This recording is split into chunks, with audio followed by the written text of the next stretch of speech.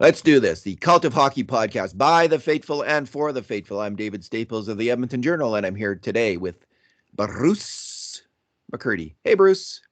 Hey, David, how you doing tonight? Well, I'm doing good, Bruce, because my favorite two teams won. I Right? coached the team I coached. We lost our first game of the year, Bruce. We lost 11-2. Mm-hmm. It's like 6 weeks ago, and we played that same team tonight, and we beat them 3-2. Ooh, So that was a nice rebound for the players who've been working real hard. So revenge is sweet, eh? yeah, yeah, it's we've been having a fairly Yep. tough year, but It's always nice to beat a team that's that tough to you and previously in yeah, any sport. yeah, It's it's always nice to nice see to your go back. team come together and start to Yeah. play as a team and all that kind of stuff. And then So credit to the players. that neutral zone trap you've been teaching them, maybe, or the left Bruce, wing we block. we are extreme. We just play the full court press. My team, we press, man. We pinch, we press like crazy. It's all out attack all the time. That's how I play hockey, or I coach it. I don't play it like that. But Not your able to. players have more fun that with that than they would with this lockdown, button down systems play. Probably. The girls seem to like it. All right. The Oilers also won 5-2 over Pittsburgh. And Bruce, you now I know that you've had though. Well, as I've had a pretty good night. You've had kind of a hell of a night. You had a cat issue, and then we had a computer glitch issue. I'll just briefly say the computer glitch issue. Like we were doing the scoring chance data, and suddenly the computer ate all of our data, and it wasn't there for 10 minutes until we figured out how to restore it. So we were I was we were both pretty upset. But Mhm. you have had a bigger upset tonight. What happened? Yeah, well, my cat, um, she had a abscess that burst in her face, and it was an awful mess. And she was behaving a little bit weirdly, and then all of a sudden, like midway in the second period, I noticed this issue that she had, and I consulted my son, who's a cat whisperer, and he said we need to get her to the vet pronto. So we got her to the vet pronto, and they put her under and did a cleanup and um, general maintenance on the kitty, and put a cone on her, and now she's home and sort of getting over being KO'd by the anesthetic, and she's also getting used to being this wide instead of this wide, which is a very difficult thing to comprehend all at once, especially when you've just been KO'd by anesthetic. So she's kind of all over the place. So I'm glancing over here periodically, but uh, fair to say that that distracted me from the job at hand of paying full attention to the game. But I did take in, like we came home in between times and we went and got her just at the end of the game, and I have caught up and watched it on videotape and very happy with that. I'm very surprised, David, frankly. I thought this was a game the Oilers were going to get beat. I thought Pittsburgh was motivated. They just lost a tough game in Calgary. The coach cracked down on them. They needed a win, and Edmonton was up against it with this huge schmozzle on the back end. I thought they're just going to overwhelm them. There's not going to be much that Edmonton can do about it, other than maybe score a bunch of goals. And anyway, credit where due. The team found a way to get the job done, and they wound up winning going away 5-2. A highly tactical game, and you're right, a game the Oilers definitely would have lost any other year, but this year. This is a team that's capable of playing tactical hockey. They've got some players with really good hockey sense, and some of their veterans stepped up with some good hockey sense. But no, this is a smart hockey team. I was really impressed. Which leads I'll just start off with my good thing, like the four young defensemen, Lagesson, Bouchard, Niemelainen, and Broberry. Um, they played very well. They just were smart out there. They looked like composed veteran hockey players, and they made very few mistakes. The Oilers were outshot in this game, but when it came to grade A shots, they had more than Pittsburgh slightly, 11-10. And you're going to go over the document tomorrow. Yeah. Maybe we missed some, in the general havoc of the night. But I thought the young D-men were really good, and I thought Evan Bouchard in particular stood out and had his best game in some time. And Yeah, I was impressed with all of them. Broberry was on his off wing. He did fine. Um, Niemelainen looks like he might have a NHL future, you know. If Hakanpää can make it in the NHL, Marcus Niemelainen can. A very similar kind of player, big guy, rugged guy. And Wild Bill. Lagesson had a really He strong game. really impressed me. I was very pleasantly surprised with Lagesson's game. Yeah. He played well. He was strong in his own zone, and he was even a little bit of a factor in the offensive zone, firing 3 shots among 5 shot attempts. Like usually he's a non-factor to say the least on offense, but he was getting connected in the full ice game tonight, and uh, he was uh, uh, he was a pleasant surprise. And Niemelainen, obviously inexperienced and nervousness, and some of it showed a couple times. Like he iced the puck once when I thought he didn't have to, and they wound up scoring off the next face-off, which wasn't fun. But uh, he comported himself, I thought, fairly well, and he had 5 hits, which is to say 3 more than any other Oiler. So he Yeah. wasn't exactly shy out there, and that's what you want, because that's his bread and butter, is playing the physical game. And I can't say as off the top of my head I can recall him mashing anyone through the boards, but clearly if they got up to 5 in their counts, that he was laying on the body. Nice, he was certainly taking people out, and I guess he was doing it more consistently than anyone else. So good on him. If he can move the puck up here, Bruce, I think that he may stick. Like of all these D-men, for the rest of the year, because listen, you don't need to keep him down in Bakersfield forever. He's 23 or 24. Like this is his time. So it's between him and Lagesson, and if he can like be even more of a physical presence and a defensive D-man that they trust than Lagesson can, he could stick on the Oilers this year. I wouldn't be surprised if that happens. Bruce, what is your good thing? Well, I'm going to stick with the tried and true and go with the backstop behind those guys, Mikko Koskinen. I thought he really showed his mettle tonight. He played a highly competent, professional game of goal in circumstances where the team really needed. They had very few veterans behind the blue line. They only had 2 guys, skaters, that had played as many as 50 games in the NHL. So the decision was made, and correctly so, to go with Koskinen in net rather than the other rookie, Stuart Skinner. And I just thought Koskinen kept his head, he kept his cool. He made a number of really good saves, and he was the cause of like 0 problems. It was like there was no gift goals, there was no bad turnovers from Mikko. I didn't see any ugly rebounds that I thought should have been better.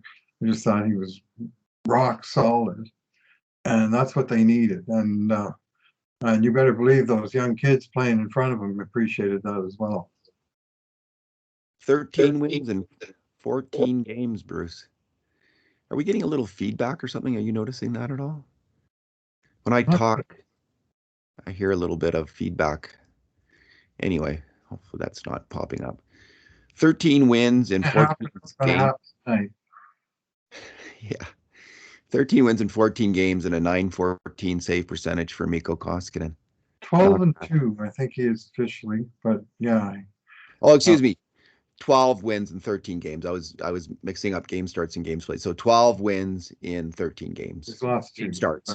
Yeah. Right. And he got 1 win in relief when Smith got hurt. And then he's since been in the games he started. He had the poor outing in Winnipeg, and what the heck even was the other loss? I mean, he was to Philly. He lost to Philly. But that's it. 12-2. My other good thing, Bruce, I heard that feedback again just there. My other good thing, maybe it's the mic here. I'm just going to see what mic am I on. Eddie microphone. All right. My other good thing is Evan Bouchard's goal. Mm-hmm. What a play by those 3 players charging up the ice. 4-on-4 situation. Yeah. And Draisaitl kicks it off. I think it was a backhand stretch pass. diagonal up the ice to catch McDavid on the fly. What a treat it is to watch Leon Draisaitl play hockey. He is such a fantastic player. Man, if I could make one backhand pass like that in my life. Yeah, he makes about one a period, eh? At least one a So, game. such an I think he was kind of not his best night tonight, but he still it was that sweet pass, and there was a couple others. One that went right through Hyman's for a tap in. I thought it was anyway. Carry on. And then McDavid's pass, which somehow got through the defender. I don't know how he did it. Like it just seemed to slice right through him, but right on to Bouchard's stick, and it was kind of a croquet shot into the net, just to tap in. Yeah. And but he was there to put it in. Just a beautiful goal. Just a great rush up the ice, high level of skill, and a finish with a goal. So that's my other good thing. I'm going to back up even a little further from where you started, and Bouchard. It was Bouchard who originally broke up the Pittsburgh rush around the face-off circle on his side of the ice. And the puck went into the corner, and there Lagesson got it, and he wrapped a backhand pass up the boards to Leon, maybe a 20, 25-foot pass, but, he did move the puck, and he moved it to a good guy to move it to. And, of course, Leon made that gorgeous backhand pass up the ice. But Bouchard got on his horse, and because he was starting from way back, but he saw that the opening was there. And when McDavid, when Leon got McDavid the puck, that whoever got up the ice third, because McDavid was one-on-one, was going to create either an odd man rush or Pittsburgh was going to close it down most likely. And Bouchard actually overtook McDavid in that, he actually covered more ice. Connor was kind of holding the puck and dangling and dipsy doodling with it, waiting for Bouchard to join him. Shades Morgan Riley. But Bouchard busted ass all the way up the ice and headed straight for the blue paint. And McDavid did a few feints and deeks and dangles and McDavid things, and found a little tiny hole to pass the puck through the defender right on the tape, and Bouchard tapped it in. But to me, excellent work by all four men. Goal and assist Bouchard tonight. He got the nice play on the empty netter too. He won the puck up the boards to Puljujärvi. He threw it off the boards. Thank goodness Puljujärvi wasn't injured in that game. There was a little scare there. Yeah. Bruce, what is your second good thing? Well, I'm going to go with Connor McDavid. And big time performance from Connor tonight. Goals, 3 assists, 4 points, a tertiary assist on the goal he wasn't in on, where he was the fourth last guy to touch the puck, and he actually made a good pass on that goal. He passed it to Russell, who passed it to Barry, whose shot was tipped in by Yamamoto. Plus 5 in a 5-2 win for McDavid. Oh, that's sweet. Yeah, mind you, I think you're probably going to talk about this. He kind of avoided a -1 by sneaking off the ice while the puck was going the wrong way, but we'll leave that for another discussion. I'm going to talk about all his good things, and all his good things included not even so many shots, just 2 shots on net, including the empty netter, but puck on the stick a whole lot and getting distributed and getting brought into the danger zone and giving Pittsburgh something to think about at their own end of the ice, besides this relentless trying to attack and take advantage of Edmonton's young defense. And so McDavid did a lot of valuable work in the offensive end of the ice and some sweet passes. We already described the one to Bouchard. Well, he made a fairly easy pass. Hyman did most of the work on the first goal. Hyman was a good thing in this game too. But on the 2-on-1 that they got in the second period, that was McDavid had a whole lot to do with that, holding the puck until just the right moment and somehow just past it. I thought the defenseman was poised to tip that puck away, but McDavid passed it just beyond his reach and right into Hyman's sweet spot, and bam, into the net. That one went as well. Well-deserved points for the most part from McDavid, and just a big-time performance in a big time setting. This game was on national TV in both Canada and the United States. McDavid against Crosby, it was billed. I was thinking Draisaitl maybe got a little short uh, uh, changed on the billing, but it's always been McDavid against Crosby ever since 87 and 97 have both been in the league together. And tonight, Crosby played pretty well, but tonight McDavid finally decisively won the battle, and the Oilers did as well. This was the first time Edmonton beat Pittsburgh in regulation since 2006. So they won. Pittsburgh was like 15-0-4. The Oilers won some overtime shootout style games, but they haven't just flat out beat the Penguins in 15 years. Sean Horkoff had a hat trick the last time Edmonton beat Pittsburgh in a real game, like 60-minute game. Honor McDavid. High time. So Connor very much took matters into his own hands. I would say it's the greatest game that he had, but it was a time for him to come up big, and he came up big. And credit where due. Well done, Connor McDavid. You're one of my good things. You might want to put on your headphones, Bruce, because I'm hearing you on your computer today. Okay. Yeah. I'm a little out of sync, Kevin. Or David, I'm kind of put everything that happened with my poor kitty. Is that any better? I got the real microphone. All right. Yeah. I'll just do this anyway, just for old lang syne. Yeah. Weren't getting much feedback. So, yeah, I was hearing it at my end. I don't know if the people will hear it or not. I hope, if you do, our apologies. We are the technical geniuses of the century, but we do get a few things wrong now and then. Yeah. All right. McDavid's just 1 point behind Draisaitl in the scoring race now, 41-40. Yeah, he made up a lot of ground tonight, 4-1. Yeah. Okay, bad things. My bad thing. Okay, the second Pittsburgh goal. Oh, the old bad line change, Bruce. The old bad line change. And this is a little bit on Hyman, obviously. The puck, Barry makes a nice stretch pass to Hyman. And Hyman's got to get it in deep, and instead it goes off his stick or his skate, and it kind of bounces into the Pittsburgh end. But just as this is happening, McDavid and Kassian are switching off, and I do believe there was time for them to read this play and not switch off until they were certain that it was in deep.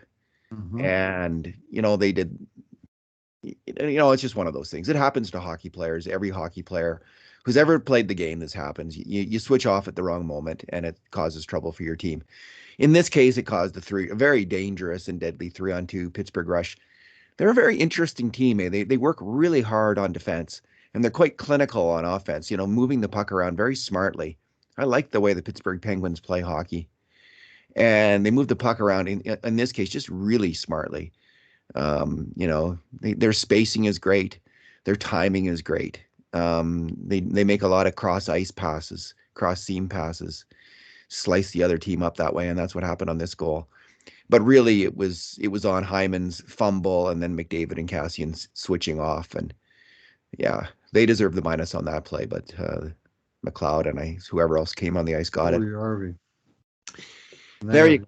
I mean, the 3-on-2 that Pittsburgh had, they knew they had a lot of time, and they used that time to set up the shot they wanted to set up. But yeah, it wasn't like your standard 3-on-2 rush where there's a hard busting forward coming back to, try and pick up the trailer. There was no one within a zone of them when they crossed the line, and they had plenty of time to choose their shot and make it.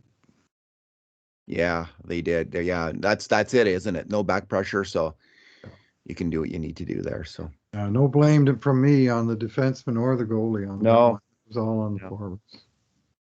Your bad thing.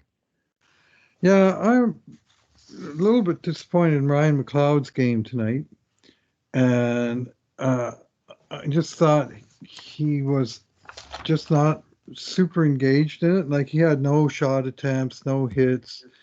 He had one block shot. He got 25% on the face-off dot.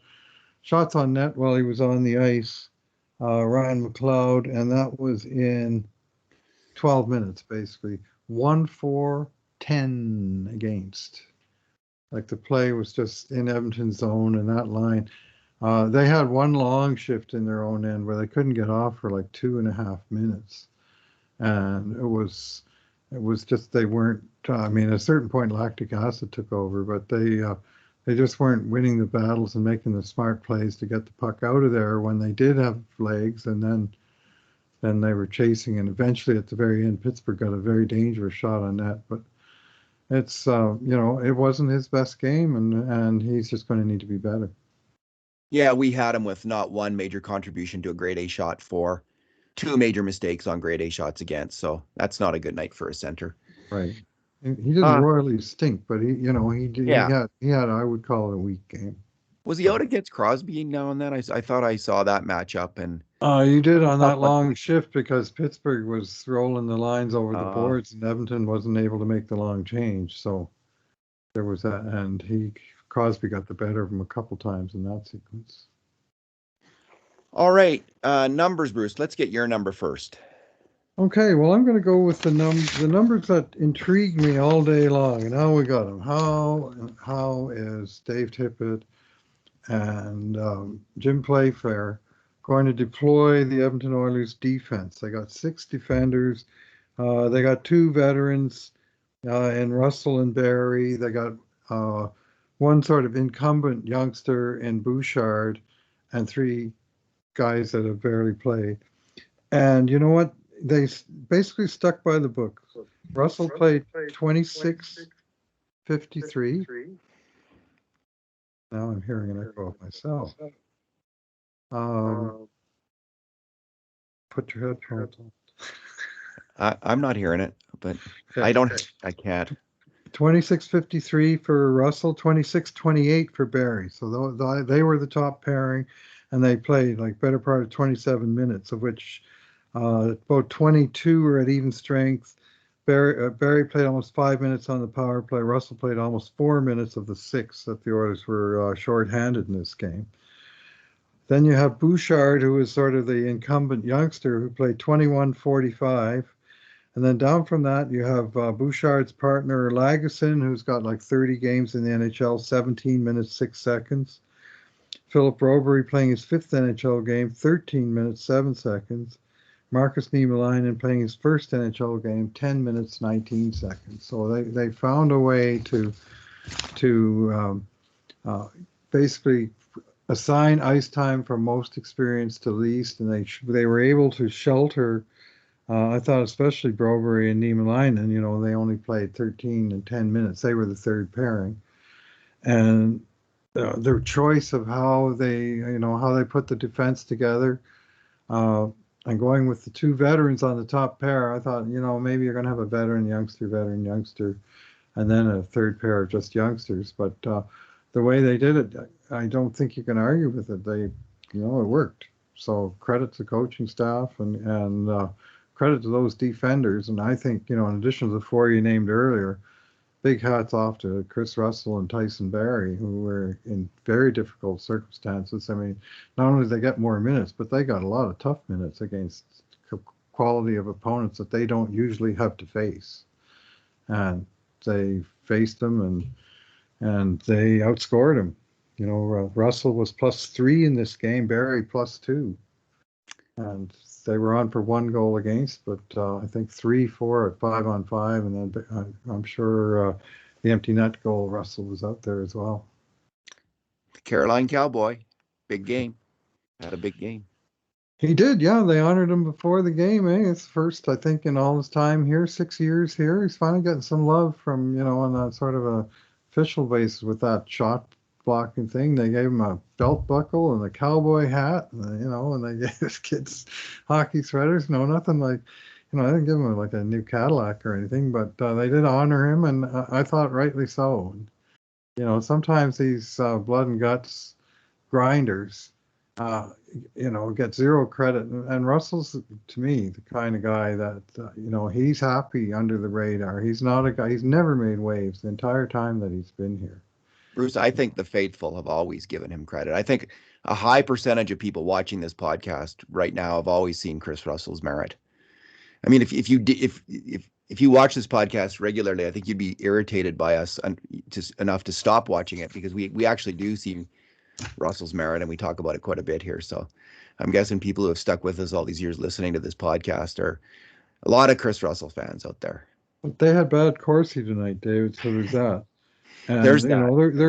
there is something to that, but there's also you know, as you said, Pittsburgh got a lot of outside shots in this game, and not too many slot shots, and they're these guys, you know, paying above their, you know, I was going to say above their pay grade, because that's kind of a cliche, but certainly above their usual spot in the pecking order. And normally they would be a third pairing when they play together. Tonight they were the first, and they played a ton of minutes. So credit to them. My number, Bruce, is numero uno. Number one. The Oilers are the number one team in the NHL when it comes to points percentage. In 21 games, they have 16 wins and 5 losses for a 32 points and a 762 points percentage, which is just ahead of Florida at 750, Carolina at 738, New York 738, Toronto 729. Bruce, the Oilers are the best team in the NHL at the quarter post. That's a pretty sweet thing to say. That's a pretty big moment for this franchise. They've clawed their way back under Ken Holland and Dave Tippett, Connor McDavid and Leon Draisaitl. And it's fantastic. It's just it's a joy to watch. Like they're winning games like this game that they would every other year they would have lost. This is the only year they would have won a tactical struggle like that, especially undermanned. And they're just, players are consistently coming up big, and there's enough good players. There's enough depth in the farm, finally, that when they have problems, they're not struggling to make a trade. They have players that can fill in, and it's great. It's great to behold. 762 points percentage, and they also have a 76.2% win rate, because all their points have come from wins. They haven't got any no loser points. They're all 16, 5, and 0. So they're the only team that's won as many as 3/4 of their games. So it's fun while it lasts. I'm sort of in a constant state of surprise here that they keep coming up with wins in some of these games, but they keep coming up with wins. It's 3 wins in a row now, and they've never lost more than the 1 in a row all season. That's the real key to it. That every losing streak, if you want to call it that, has been cut off at the knees. 1 loss, win the next game. Bang. And so that's a real good way to keep yourself in the mix. They've got the best top 6 in hockey, I think, in their forward lines, and that's what's carried them, with some good goaltending. Mm-hmm. And they're riding that, and it's taken them places. So it's taken them right to the top. So very few people were expecting that. You know, I think I predicted they would win the Stanley Cup this year at the start of the year. But then I always kind of predict that, don't I? I would say. That's in the boilerplate, isn't it? Well, I'm an Oilers Stanley Cup. I'm an Oilers optimist. Finally, you know, if you're an Oilers optimist long enough, it's one of these years that it's going to pay off. Mm-hmm. All right, thanks for talking tonight. I hope your cat's okay. Mm-hmm. The iPad's okay, and everything's good. Still kind of groggy. Yeah, sorry for the chaos tonight. And okay. This is one of those nights where not everything ran perfectly, but from an Edmonton Oilers perspective, things went pretty darn well indeed. So kudos to the team for coming through. Thanks for talking tonight, Bruce. Thanks for listening, everyone. And in the meantime, and in between times, this has been another edition of the Cult of Hockey podcast.